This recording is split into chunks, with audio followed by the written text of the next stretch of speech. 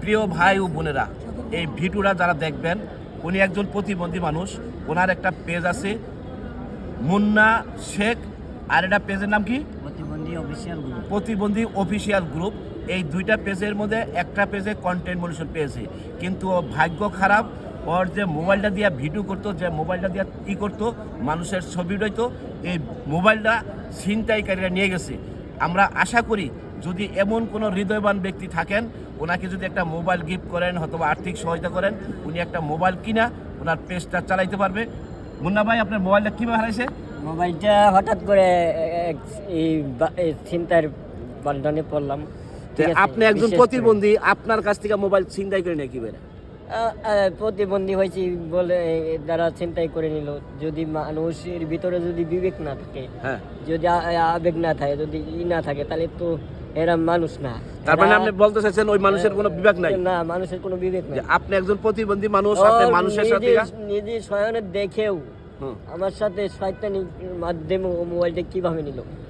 ঠিক আছে, ও মোবাইলটা কয় টাকায় বিক্রি করবে বলেন আপনি? আমার এই মোবাইলটা যে নিল কয় টাকায় বিক্রি করবে? মোবাইল কয় টাকা বিক্রি করবে সেটা না, যারা চুরি করে, যারা বাটপারি করে, তাদের এটা অভ্যাস। কিন্তু আপনার তো উচিত ছিল যে আপনার খুব সাবধানে থাকা। আর আপনি একটা অপরিচিত লোকের সাথে আপনি কিভাবে মিশলেন? না, আমার সাথে তো এভাবে কোনোভাবে হয় নাই বা কোনোদিন হয় নাই, এই প্রথম হয়েছে। তাহলে আপনি মোবাইলটা তার হাতে দিলেন কি করে? ঠিক আছে, আমি মোবাইল দিয়ে মোবাইল কথা বলতেছি, তো উনি আমার সম্ভবত আমার পিছন থেকে ফলো করছে। ফলো করার পরে থেকে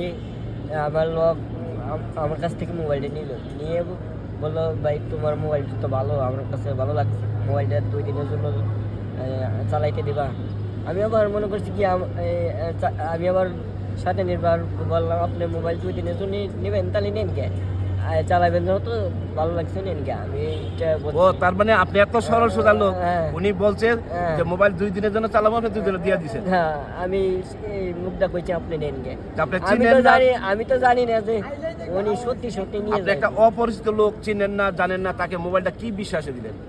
মনের একটা বিশ্বাস আছে না। যদি যাই হোক, ভিডিওটা যারা দেখবেন বেশি বেশি শেয়ার করবেন। আর ঢাকা শহরে যারা চলেন, যারা চোর ছিনতাই এবং ছিনতাই করে হাজির করে ঢাকা শহরে অলিগলিতে, এরা কিন্তু আসলে প্রতিবন্ধী। কে ভালো কে ভালো তাও দেখে না।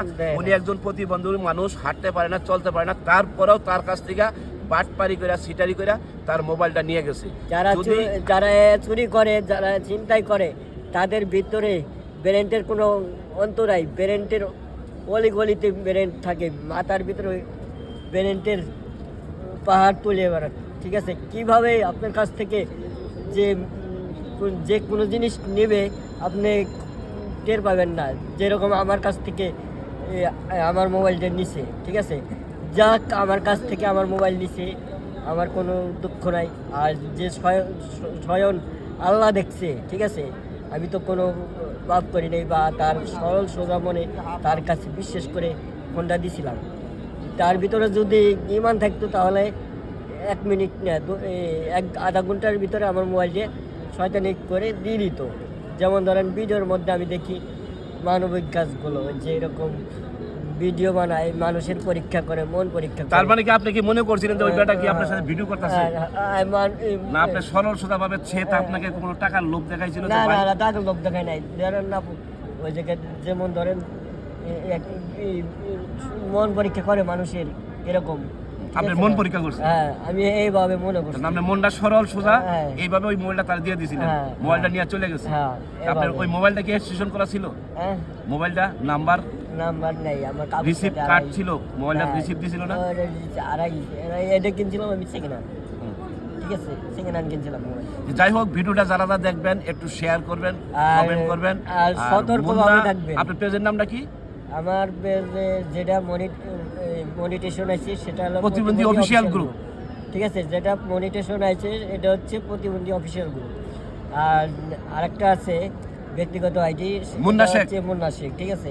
ভিডিওটা যারা দেখবেন বেশি বেশি শেয়ার করেন। আর যদি আপনারা পারেন, ওনাকে যদি কেউ আর্থিক সহায়তা করেন, দেশ ও প্রবাস থেকে যদি কেউ দিল সরল মনে করেন, যদি আমি আপনাদের আমি এই পেজটা চালিয়ে আমার জীবনটা পরিবর্তন করতে চাই মনে করেন, তাহলে আপনারা আমাকে সাহায্য সহযোগিতা করবেন। করবেন এবং মোবাইল দিতে চাইলে যোগাযোগ করবেন। তাহলে আপনি যোগাযোগ করবো, ওই নাম্বারটা বলেন। নাম্বারটা 017 017 60 60 25 25 46 46 32। 32। জি, এই নাম্বারে আপনারা যোগাযোগ করবেন। আর ঢাকা শহরে যারাই চলেন খুব সতর্ক চলবেন, মুন্না ভাইয়ের মতো কেউ জানি ছিনতাইকারীর কবলে না পড়েন। ভালো থাকবেন, সুস্থ থাকবেন।